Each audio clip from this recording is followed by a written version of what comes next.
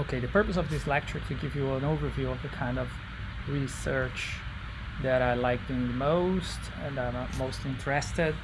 And I'm gonna revisit my historical design research trajectory and how I encountered my research objects and how it changed over time.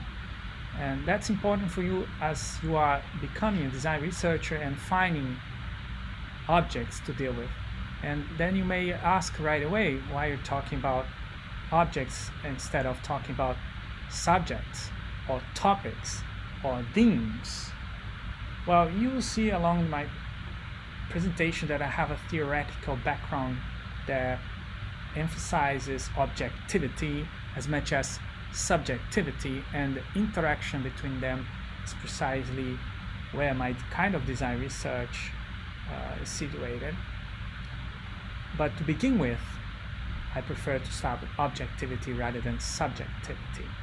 And I'm gonna stimulate you to find objective grounds for your research, so you start from something that is already there in the world instead of finding an idea on your head and waiting for that moment of inspiration to come to you. I don't believe that's the best way to start design research, but of course I respect and I admire people who wait for those insightful things to come up to their minds. And there are some people getting results with that subjective approach, but that's not my cup of tea. Here's my PhD thesis, right in the time of my defense, 2015. I identified, amongst many things, a contradiction in expanding design objects. I already discussed a little bit about this contradiction in last spring. So second years, they know about designing emergent performances and these contradictions of moving from complex entities to emergent performances, meaning interactions, informations, experiences, which are current major objects of design or designable objects. Here, as you can see in one single slide, what happened in terms of disciplines. There is a multiplication of new design disciplines: UX design, interaction design, service design, product design, sustainable design, information design, you name it, design. There are such a discipline. And why is that happening? Because we are trying to grasp a new object that is less physically and conceptually bounded to kind of a thing. Even graphic design has products as an outcome of it, whereas these new fields don't have a very specific product out of their process, and they may even claim there's no product, we only deliver process, especially service design, for example. But the contradiction is that at the same time this transformation is happening, so the disciplines are aiming for larger, more complex and diffuse objects, the representation instruments or representation tools or design tools, software, it's getting less and less expensive, or in other ways, it's getting reductive. So if in the past designers would do a lot of sketches, visual thinking, drawings, mock-ups, bubble diagrams, and ways of grasping this object in a much more manual way, in a more sensible way, in a more emotional way, nowadays it's getting more rationalized, instrumentalized, data-based, and overly structured, like computer-aided design, or CAD for short, building information modeling, or BIM for short, and machine learning models and ML, and the most famous ones, large language models, similar to the ones used by ChatGPT and its image generation system called DALL-E. So I'm talking about very contemporary contradiction that is getting worse and worse as these technical tools become available, and they threaten to replace human activity and become an automated design process. It's opposite of what the disciplines are trying to do with expanding design objects, right? And that's what a contradiction. Two forces going to opposite directions, and they cannot be eliminated because they interpenetrate each other, and you cannot really get rid of any of them. You have to handle a contradiction. So I basically identified this contradiction in the realm of architecture design.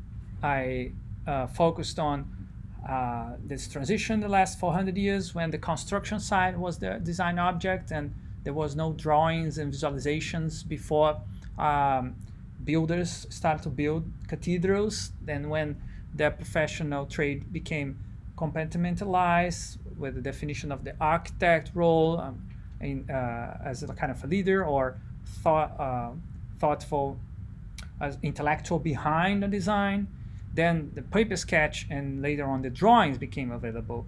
And very recently, with an increased amount of division of labor, and the architects are no longer the managers and the leaders of the construction projects. Now engineers are taking over, even managers that have no technical skills in construction whatsoever, they take a lead. Then computer-aided drawings and even building information modeling are becoming more commonplace.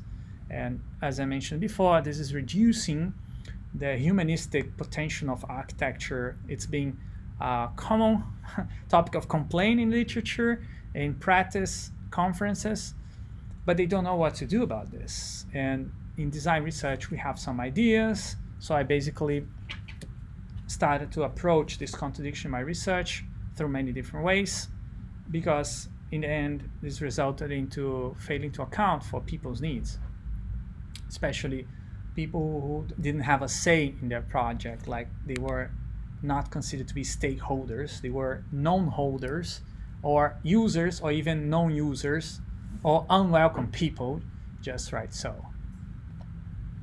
I came to this insight of finding this contradiction after applying a specific social science theory called activity theory and studying rigorously, also doing qualitative data analysis on design activity, a specific kind of design activity I'm going to explain you later on.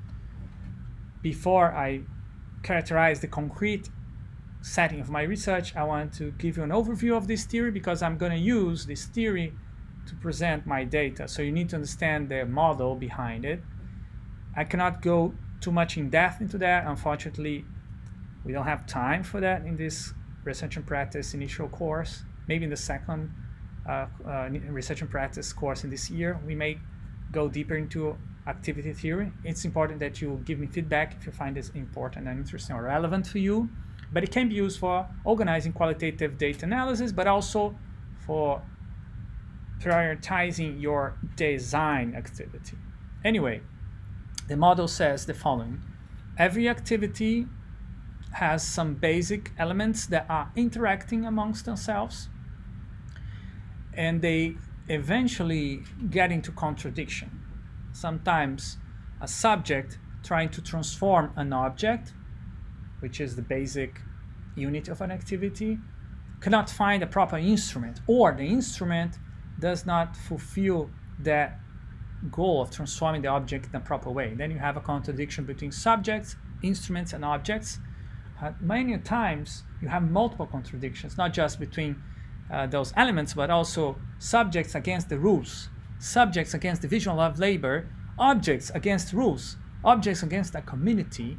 So by having all these major 6 elements laid down on this model, Yrjö Engström, a Finnish scholar, he devised a way of doing qualitative data analysis, or let's put it another way, of doing engaged interventionist research in organizations in a pretty straightforward way. A lot of people have followed this model in many other fields. I'm one of the first to pick up this model in the design research field and to go deeper into applying the whole framework and to question the framework, to being critical about, and to complement that with our tradition from designly ways of knowing. And I cannot go into the details of this theory so much, but the most important thing is that an activity is always changing, and the instruments will be different in the future as much as the objects, the division of labor, community, rules, subjects, and so on. Because these contradictions, it will push the activity to change, to become another one, and that's why you can talk about a life cycle for an activity to be the goal of this model. The model is not trying to understand an activity in a particular time, although you can do that.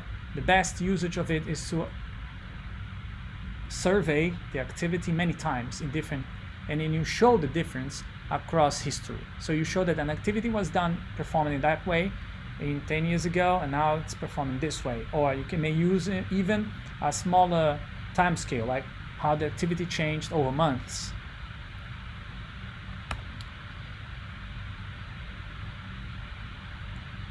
Okay, so I mentioned to you, I'm gonna go back again to this disciplinary expansion of design, and I'm gonna focus on two examples where I'm gonna apply the activity system model, how graphic design expanded and became part of service design. I don't mean that graphic design does not exist any longer. I'm just saying that service design draws on a lot of graphic design stuff, but it draws also on management. It draws also on many other disciplines that have nothing to do with design. So here's the activity system model for graphic design, and that's again an oversimplified view of universal activity that can happen anywhere in a modern capitalist society nowadays.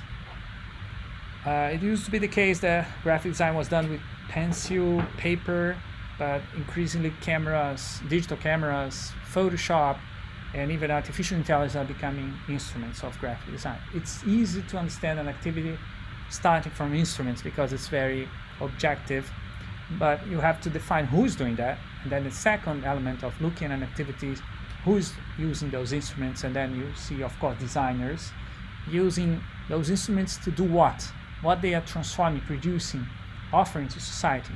That's the right side of the triangle, and where the arrow is pointing at. The arrow means this is the outcome, the desired outcome, but also it's objective.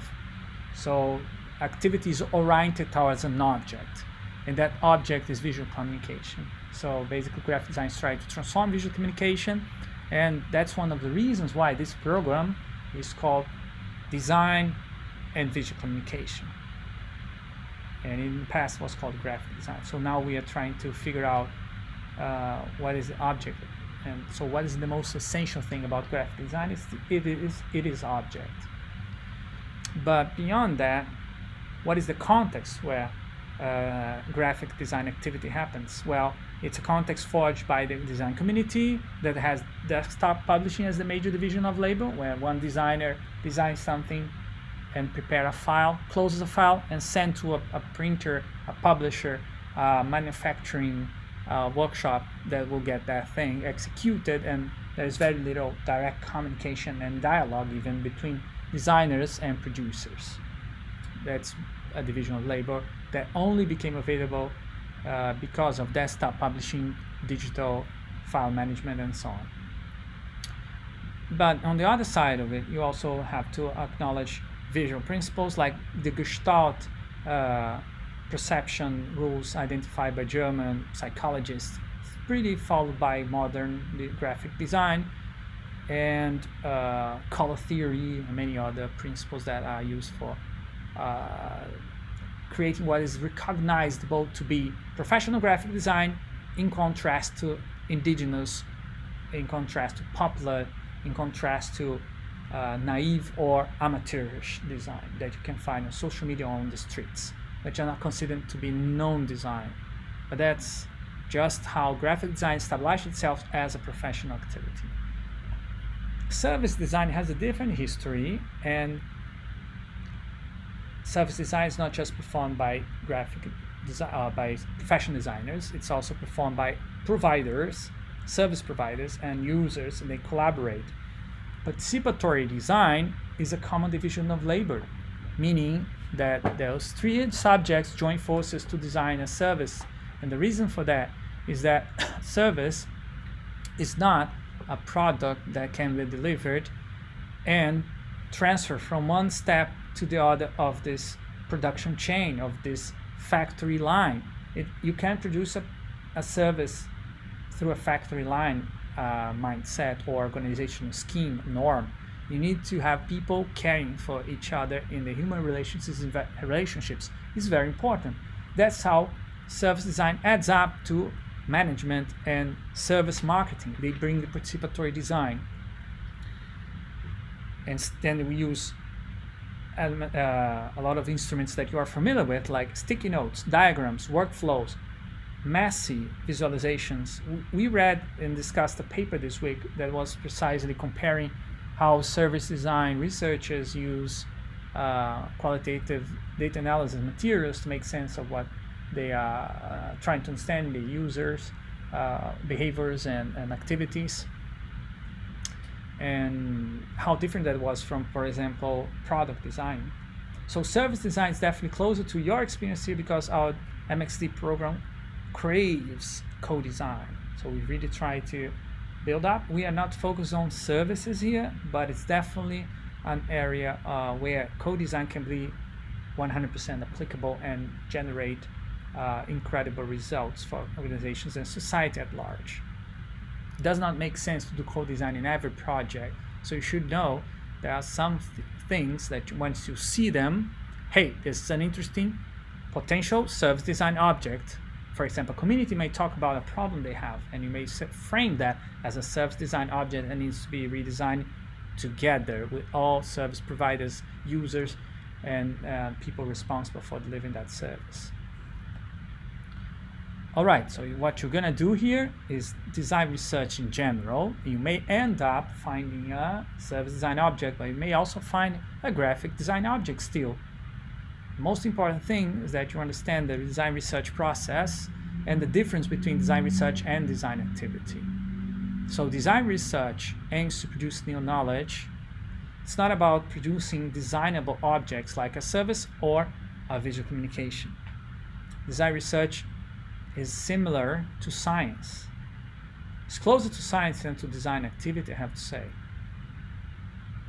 And that's why it's mostly practiced in academia, but some companies also do design research. And one characteristic that makes it difficult to grapple with this field is that it connects many disciplines: architecture, industrial design, and engineering. I'm always drawing on these many fields because that's the standard. Some people talk about transdisciplinary nature of design research. I'm not so sure. I think there are some design research that's pretty grounded on the traditional design fields like these three. I don't think that if you're only dealing with three disciplines, you are being transdisciplinary. In my view, transdisciplinarity means challenging disciplines and finding knowledge that is not even part of disciplines. And I also have a pre-recorded lecture about transdisciplinary design that I gave last spring. These are all available on my website, and you can watch them later for first years. Because I don't like repeating my lectures. For second years, will be pretty bad. Then you can watch the recordings, and I make sure that these are available. That's why I'm recording this lecture right now. So now let's compare design research with design activity. First, the design research activity in the activity design activity system model. You have design researchers modifying knowledge or producing knowledge, and they use datum, which is the plural form of data. They use papers, they use academic papers, scientific papers, articles, and they use studios like we do have here, where we are now giving this lecture. But we also have to abide for research methods, ethical practices. There are different research roles, like the researcher and the researched. Or there's not such a differentiation. Sometimes you may say that your research is participatory, and everyone you engage in your research becomes a researcher too, and they have a say, they have a stake on deciding where your research goes towards. And overall, we have the design research community that has conferences, and the best one I recommend you to follow is the Design Research Society Conference, DRS for short, and it happens every 2 years, but DRS also has a lot of special interest groups. SIGs. One that I recommend you to check out is the Pluriversal SIG, which is convened by many people, including Professor Maria Rugal. And I myself am proposing a new special interest group in social design together with Mariana Fonseca Braga from I don't remember her university now, but she's now working at the University in the United Kingdom, and she's also Brazilian. And we are trying to bring back some old-fashioned revolutionary views on design in this SIG. And you may also join our open discussions if you become an associate member of this society. It's closed group. Sometimes we may have events that are open for everyone, but I cannot tell you now because it's under evaluation. But that's what I mean by a design research community. There are people across the world who care about this activity. And we care first and foremost that design research is understood as something different from design activity. Many people overlook their distinctive objectives. Here's a quick comparison. Whereas design is concerned with designable objects, design research is concerned with knowledge first and foremost.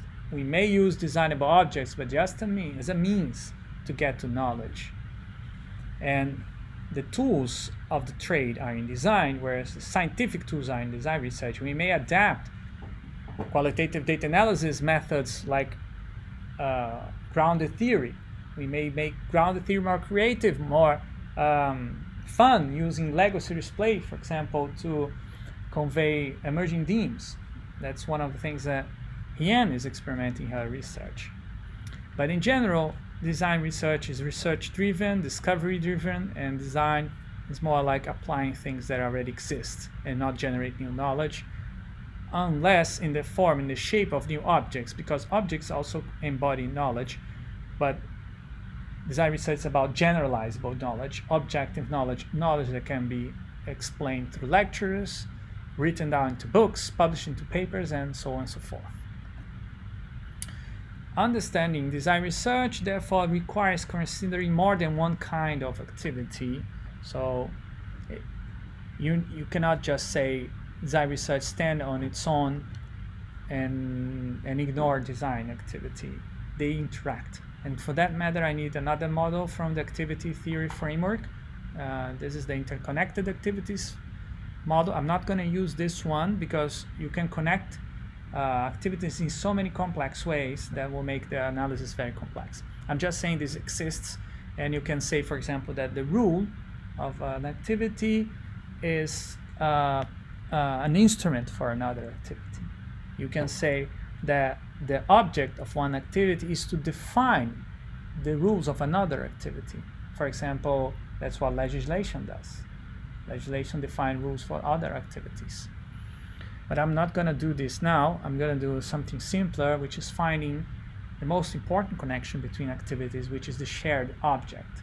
When they converge, when they have common objectives, they almost function as if they were a single activity, but they are separate, they have different histories, and this connection may fade out at some point. There might be some split or breakdown at some point. So the shared object is transient, is temporary.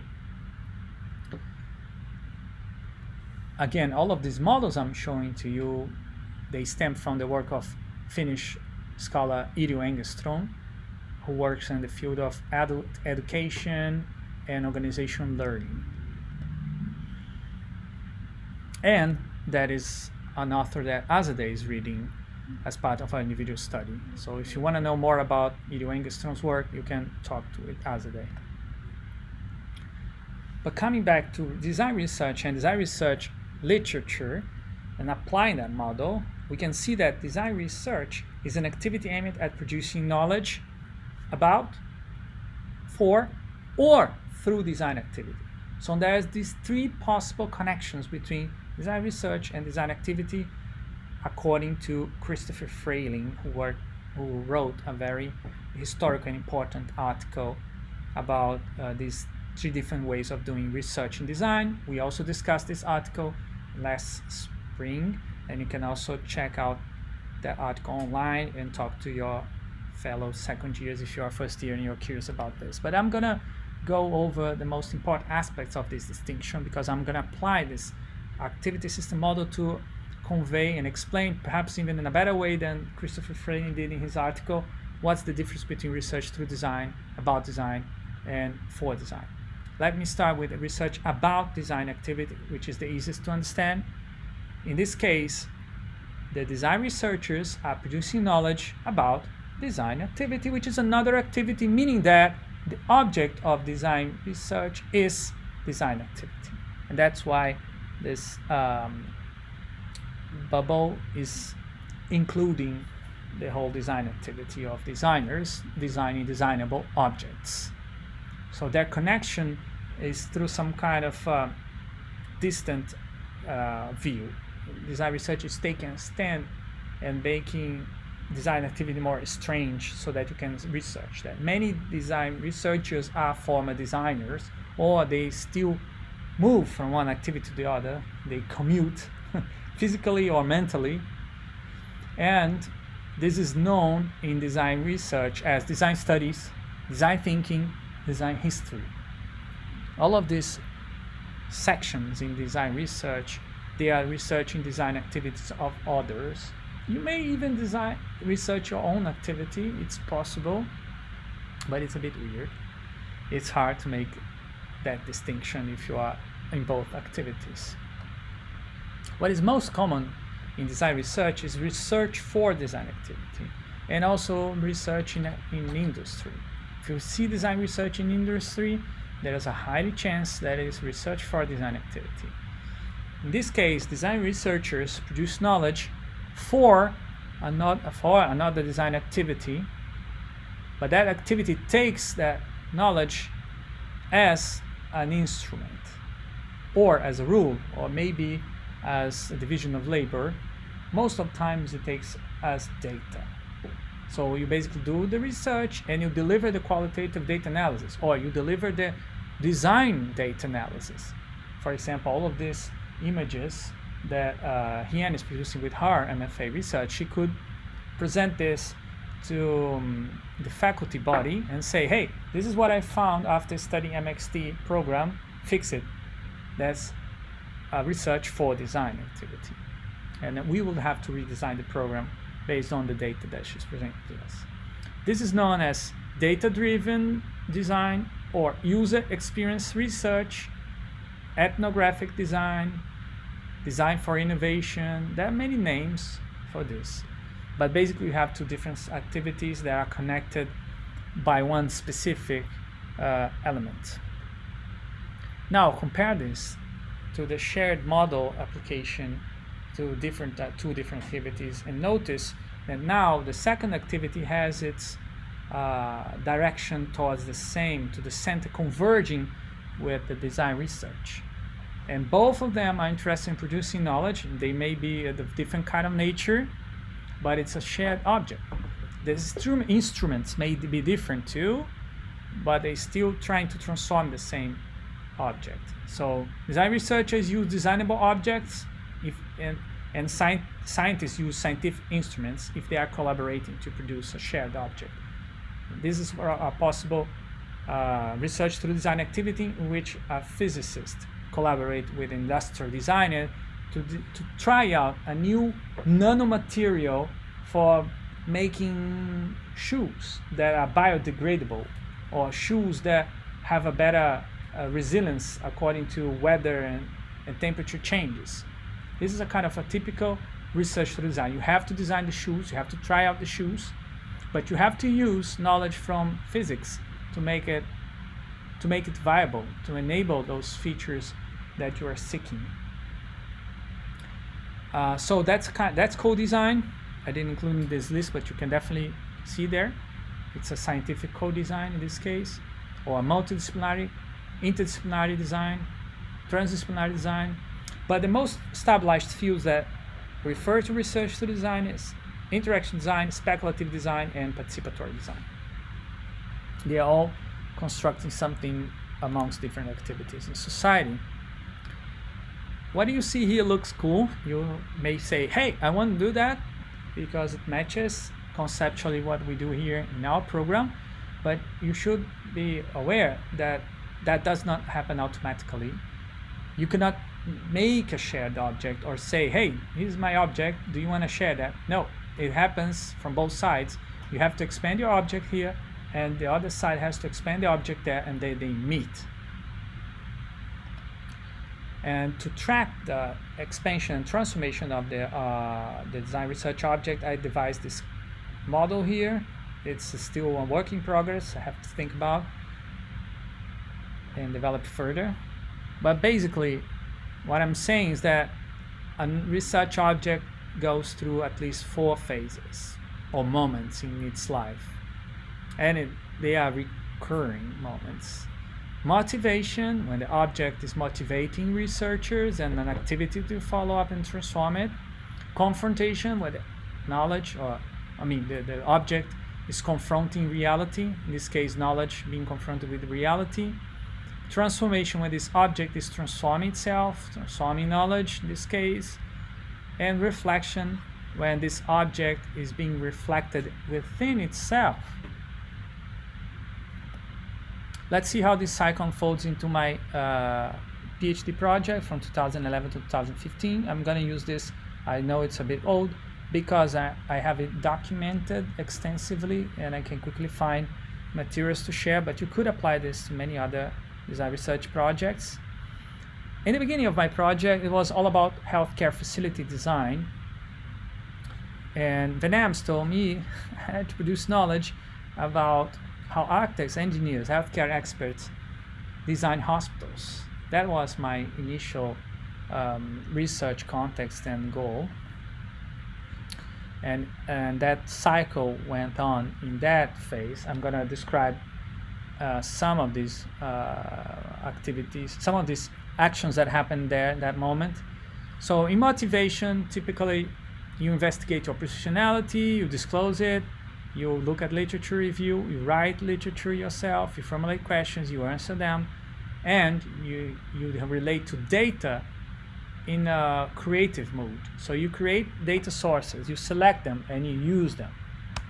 Here's me trying to define what is going to be my research. The first year PhD in the Netherlands, you had to deliver a research proposal, and if that research proposal wasn't approved in a kind of a pre-defense, preparatory defense, you would be fired by the university. And I've got some colleagues that were fired right after that. It was quite common.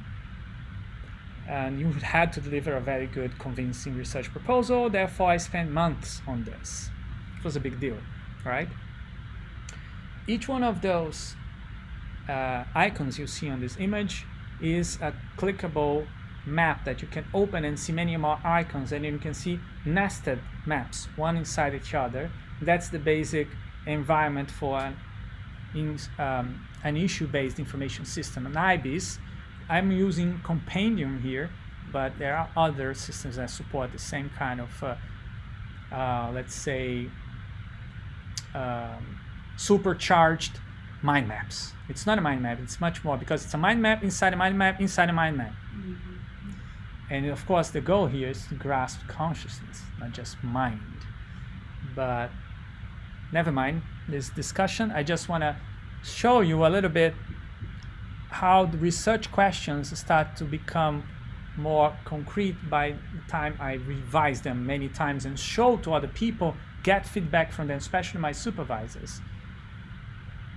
So IBIS has this notation where you can have icons that are question marks, icons that are pros and cons. I didn't use in this map here, but I was basically concerned with 3 main questions. How people can deliberate about something they are not experts, like patients and healthcare practitioners who are not architects nor engineers. How do experts collaborate to make decisions? How do current engineers and architects design hospitals? How do experts conceptualize their proposals? And then, how can these proposals be more socially concrete? How to design tools to bridge the gap between those experts and non-experts? Can collaboration happen before and after meetings, not just during workshops like we do in participatory design? Those are the things that were on the back of my mind at that time. I revised it many times, and I moved from research questions to the full-blown research proposal. I had to make many maps, got feedback, and that was probably the last map I made visually until I get everything written down and submitted to the disciplinary council that would evaluate me. So I was going to, the context is that healthcare facilities needs constant change. They have complexity.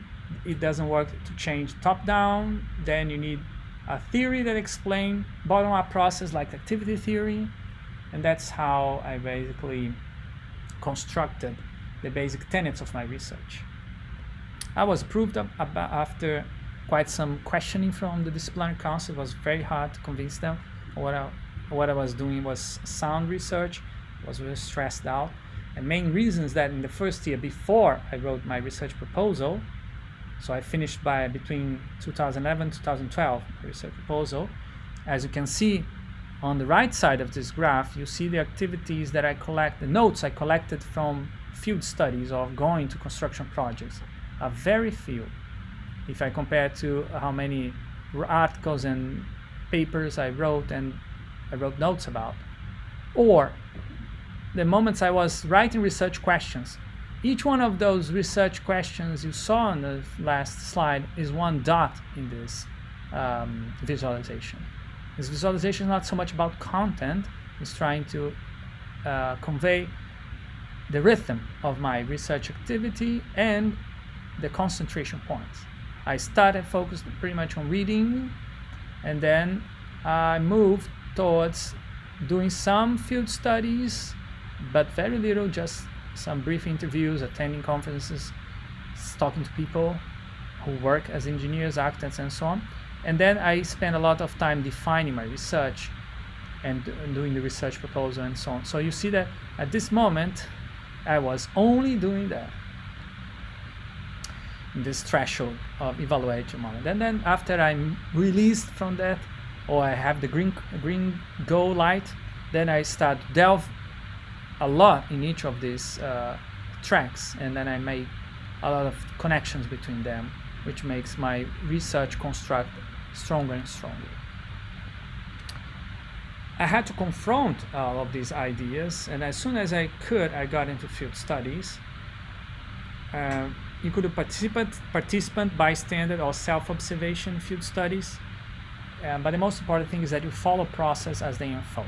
That's the moment where you do data collection. So here's myself visiting some construction sites together with Vieira, a colleague that was doing a postdoc there and also studying collaborative design. We observed many collaborative design meetings like this one, in which they were evaluating a future diagnosing center from the operational logistic perspective. I recorded many of these meetings and interviews using many cameras and even an iPad. And of course, I analyzed it, but that's not in the confrontation phase. We'll come later. While I was being in the field, I was also designing new things. That means transformation. I was trying to transform the object of my research, and I was create opportunities for more people to design with, or to foster participatory design in construction, in healthcare, hospital design. And most of these projects already existed, so I had to convince people to open up a little bit for participation, which is something hard if people don't start the project from the ground up believing this is important.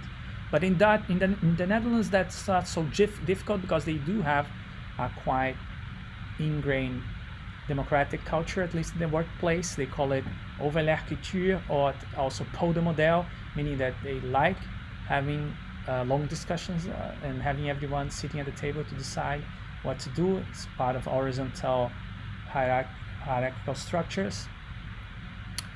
And that's the moment when you do something very unique of design research, which is data generation.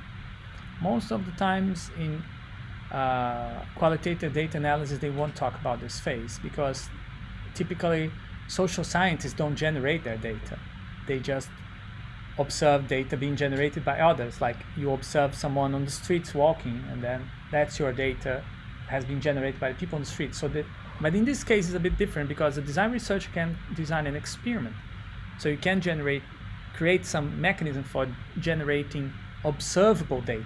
So you give a tool, you give a game where the outcome of their thoughts, of their conversations become visualized. And then you can record and you can take pictures. So that becomes an interesting piece of data for you. The first tool we used in that project was simulating healthcare procedures using a professional healthcare simulator called FlexSim. So we interview many people. We ask what kind of diagnostic machines will exist in this center, and then we built it like in this virtual system. How many people would come in? How much time they would spend in each part of this facility? Where would they walk? So the pathways. And we could calculate, if we get this much patients, we could treat this much patients by the end of one day, and we would need this much healthcare professionals to care for them. So it was a kind of calculating the maximum capacity, the throughput of this diagnosis center. However, we tried that model and nobody understood that. We played out, looked fancy, but they could not understand what was the reasoning behind it. And they said, we need to understand exactly the rules behind this model. And as soon as we opened the software black box and showed the configuration system, they were away from it. They could not follow because it was overly complex. Only us engineers could understand it. And therefore, we decided to try low-tech tool, something that will be much more tangible and could be understood just by looking at it and interacting and playing out, more pliable, more like a game.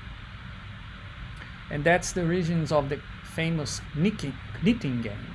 So I was inspired by the way how people knit textile, and I was looking at the way how they were talking about this walking paths and how the workflow of nurses had to, at some point, matches the workflow of patients going through the facility. They had to be in the same place at the same time. Then I came up with this name, knitting game, to describe this game. So you basically lay down the paths as a piece of threads, and each one of the stopping points are these pins. So you basically wrap around, and then you can see by the different colors how different paths of different roles in that activity unfolds through time. So this was a major innovation in the process. We took back to the project after trying out ourselves, and stakeholders were delighted. They had a great discussion using the knitting game, and that led me to my first journal paper that was accepted before my PhD defense and enabled me to actually go to the defense, because that was a requirement. You can check the references later on. Everything is on the slides. It will be shared on my website later. Then the last phase, or last moment of the design research object is the reflection, when the object is trying to figure out what it is, using you as a researcher, and identify patterns, generalizing findings, increasing level of abstractions and universality, and that's the moment where you do, in general, data analysis. I analyzed my data after every step in the process using the IBIS system I mentioned to you before. Here's one, just a small chunk of data analysis I'm doing from that workshop where we used the knitting game, and they were talking about radiation at a parking place, some kind of system that would have a strong impact on its environment. It had to have safe area around, maybe some different kind of construction materials, and that has an impact on the elevator that they were planning to construct, and nobody had figured out, because the people who knew about this machine impact on the environment were not the architects and engineers.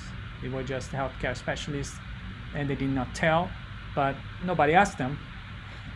So that would generate a construction problem that would be very hard to fix later on.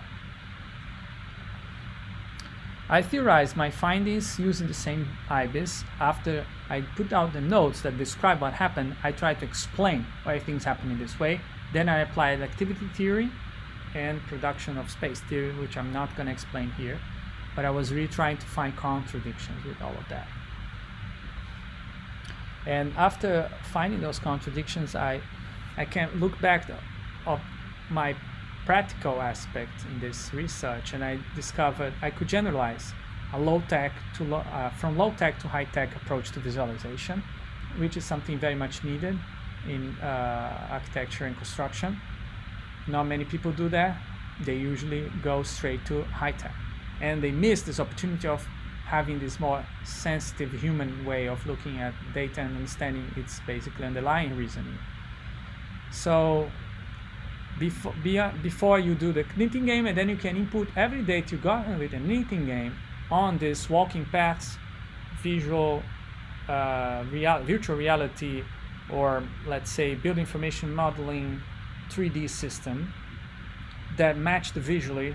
Somehow it looks visually the same as the knitting game on purpose, and then you can design with evidence. So you can test it out on current spatial layout for a building according to the potential walking paths or the workflow of people. That's not something that architects do that much. They sometimes do spaghetti diagrams even, but that's not so normal. They usually basically talk about occupation in a very general way. At least that's how they did in Netherlands. They would say, "Wow, this is the observation mode. What do you do there?" I don't know. People observe. They don't get to that level of detail of getting into knowing the activity, and because this is not their business. At least that's what they understand. But that results in many problems in terms of many contradictions of trying to make space fit activity. And I tried out that activity walking paths system in a technology conference. I had this interactive whiteboard running the software, and I started to notice at that time that my research object was not moving in this linear fashion that I just presented to you. It was moving much more chaotic. I just presented in this way so you could grasp the whole overall picture. Now I'm gonna be more chaotic and more realistic too. At some point in my research, a new funder came in, Beam Vecplatz, and they expected a serious game about build information modeling, this Autodesk Revit and other similar tools. And Revit helps to design a building according to different disciplines, so you can integrate multidisciplinary design in one single digital model. And this is the structure. No, let's say this is the facade model. This is the structural model, and that last one is the infrastructure model. For example, where the heating and cooling will go through, and they could all be designed separately in different machines, and the system Revit would integrate data from multiple models so that construction workers or construction designers, they could find interference or contradictions. For example, a pipe running through a door. If one person is designing where the doors should go, another person is designing the pipes, these things may happen, pipes going through a door. And that should be prevented before you start constructing.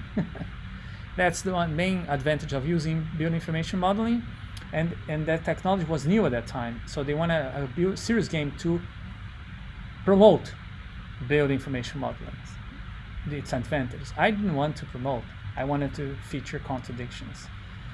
So my research shifted from being about design activity, hospital co-design, to being about another design activity, which is complex. So that's how it used to be. I showed this before. And that's how it became something else.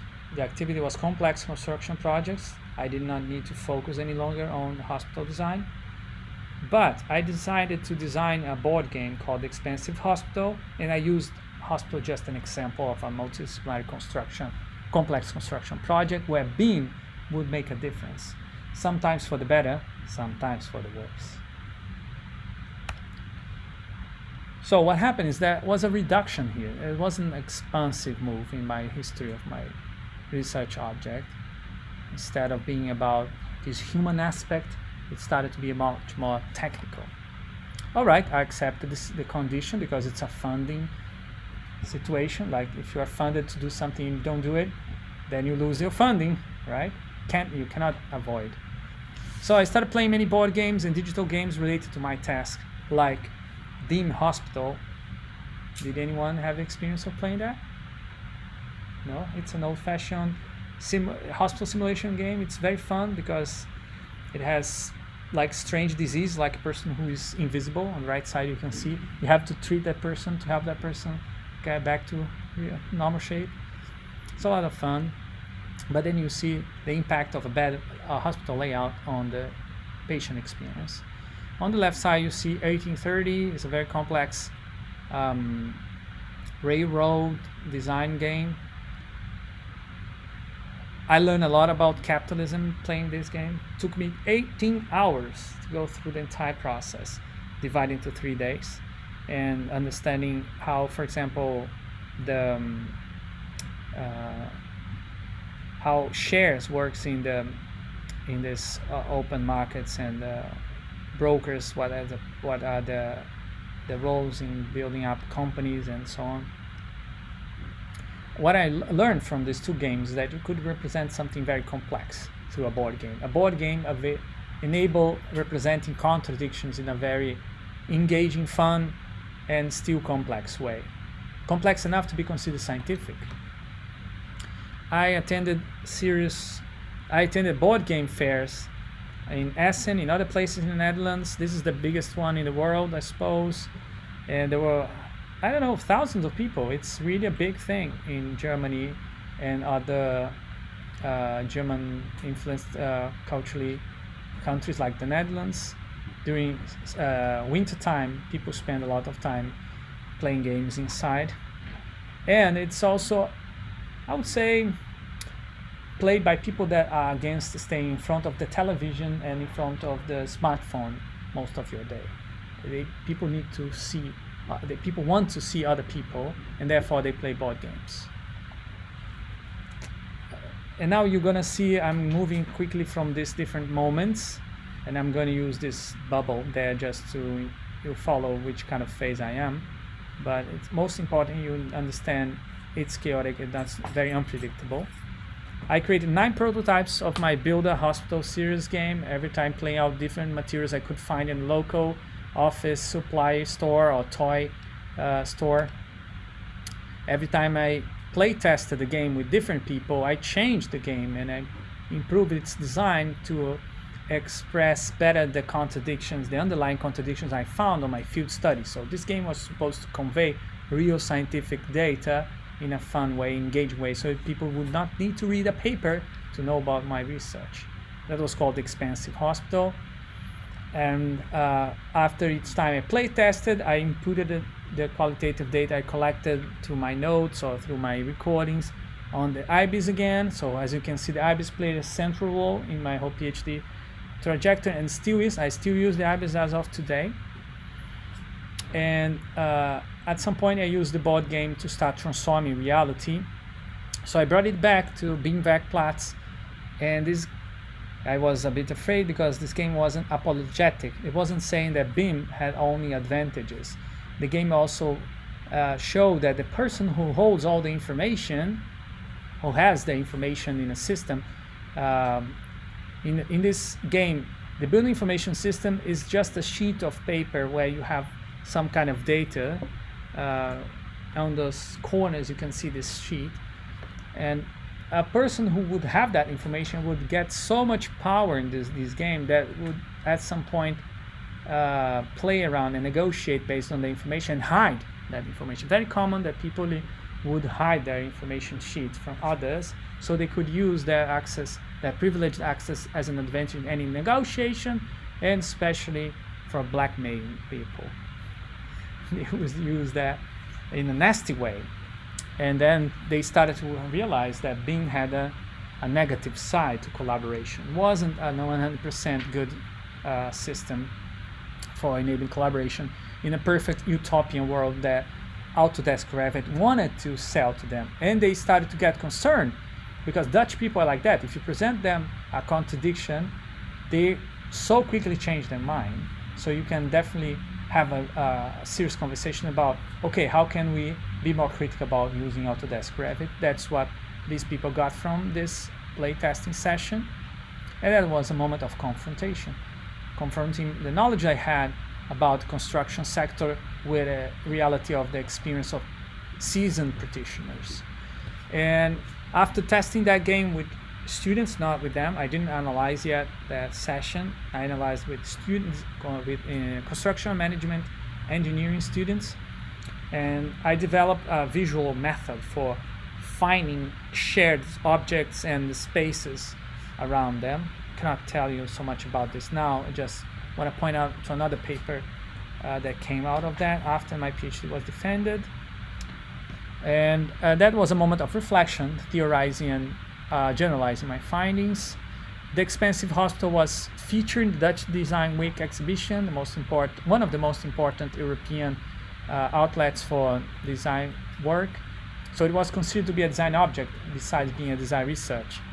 And I didn't focus on the process, by the way. I really had a product that anyone could understand what it was my research about, even kids.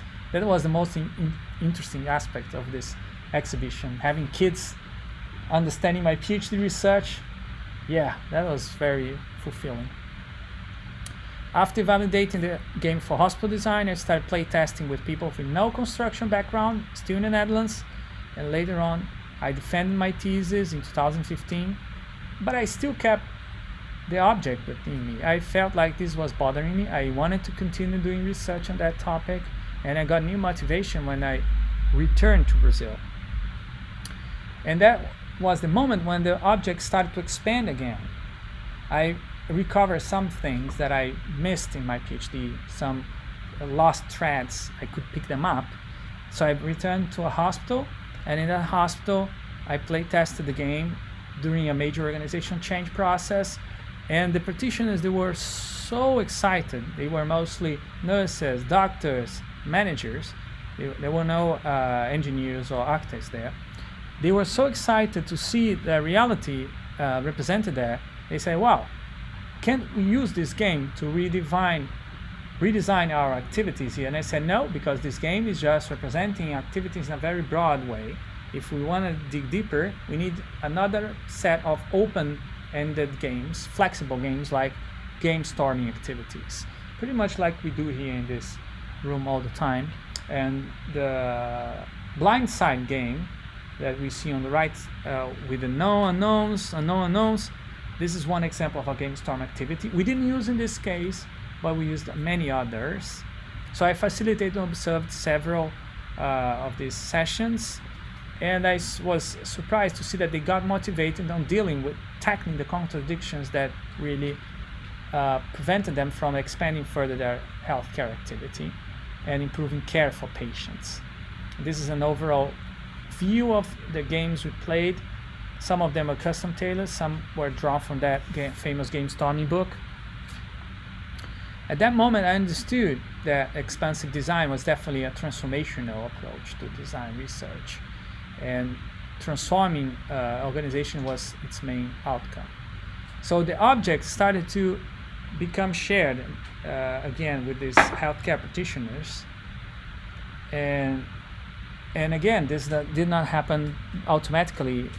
They were seeking something like I could offer, and I was seeking something that they could offer, and that's why this collaboration worked so well. We had a shared object. I was concerned with producing knowledge. They were concerned with patients, but we could know patients, and patients could know more about the healthcare activities in these serious games, but also design games. When I use serious games, I was validating my research. I was on my activity. When they used design games like game storming, they were in their activity. And that transition was enabled by this shared object, shared language, shared space. After that, I reflected, started to compile a generalized gamified organizational change process or service design process. I didn't have many other cases to apply there in healthcare, unfortunately, but I could apply and transform that, expand even further to other organizations of different nature. For example, in this utility company Open Innovation Transition Project, they wanted to have more open innovation in their organization.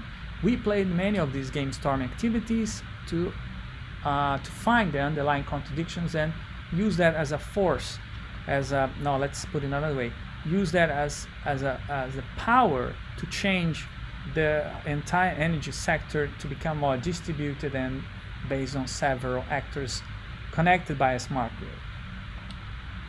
I started to notice then the transdisciplinary characteristic of my research object, which cut across several disciplinary activities. Wasn't just about hospital architecture any longer, neither healthcare service design. It was more about transdisciplinary design. So expansive design that expanded beyond its initial healthcare context when Ido Engström first proposed its concept. I built on top of that concept. I didn't invent expansive design. But it was in my hand that it became a general practice of attracting expansive design research objects. Here is Hien Phan's MFA's research again, and Hien is trying to grasp her research object, but what she doesn't know at the beginning is that it's not like she's trying to find the object is actually finding her through those models. Those Lego series play models were representations of her surrounding reality, but the reality was there poking at Hien, and of course each one of you who share the same context, to do something about it, to do something about diversity and its contradiction here in the United States. So you're part of this contradiction, and that only became clear to Hien after she modeled many times her situation as a design researcher, as an immigrant design researcher of Vietnamese origins, studying and working in the United States. So this can be considered an example of expansive design, because by trying to open up the design research activity to incoming research objects, then the design research activity is changing every time. So in this practice, the design research object is not an abstract matter that can be known beforehand, produced by a method, and defined by clever research proposal writing. So I don't believe in any of these things, although sometimes as DGS I need to request you to fill those forms out. But I believe this is just a formality. The most important thing is the concrete experience. And I even wrote about this in my PhD thesis preface. At that time it was a half-baked concept. So I wrote, when people asked me for definitions at an early stage of my research, I could only provide them with a discussion on definitions. For example, I said, if you define something, it's because you already know what it is, and hence there's no need for research. Research is always about something that you don't know. By saying that, I skipped defining what I was researching and legitimated an exploratory approach for research. Of course, not many people like that, but that's how I skipped that. After 8 years after that, I can firmly state the design research object defines the design researcher, not the other way around. And that changes everything in the way how we start a design research project, because that means you don't start it. It's already there. You just need to find it. You just need to actually be found, and just be conscious. The thing is bothering you already, and you may not have been paying attention to it. But now, design research is an opportunity to make that more conscious, and you can transform that design research object against it or in the same direction that it's going already.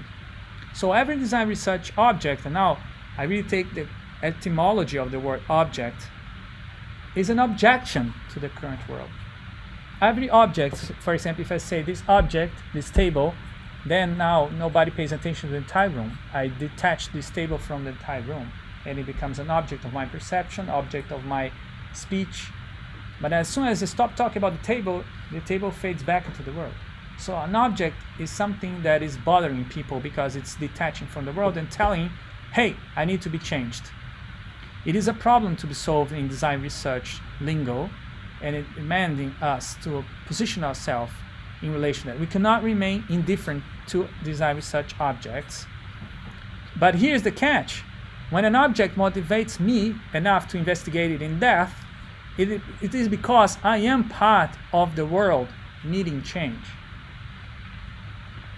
So if I join an object's objection, I stand against that part of the world that needs changing, meaning I stand against myself.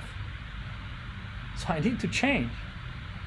That is a very important insight I learned from Álvaro Vieira Pinto and his very interesting philosophy of subjectivity and objectivity intertwined.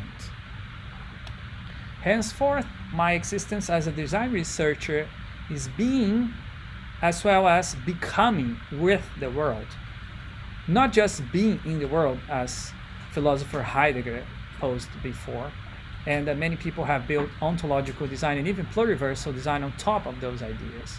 I believe that being with the world is something completely different, because the world is changing as much as you are. In simple terms, all of that means that at some point in the life of design research object, the design researcher must become the design research object. You must make yourself part of your research.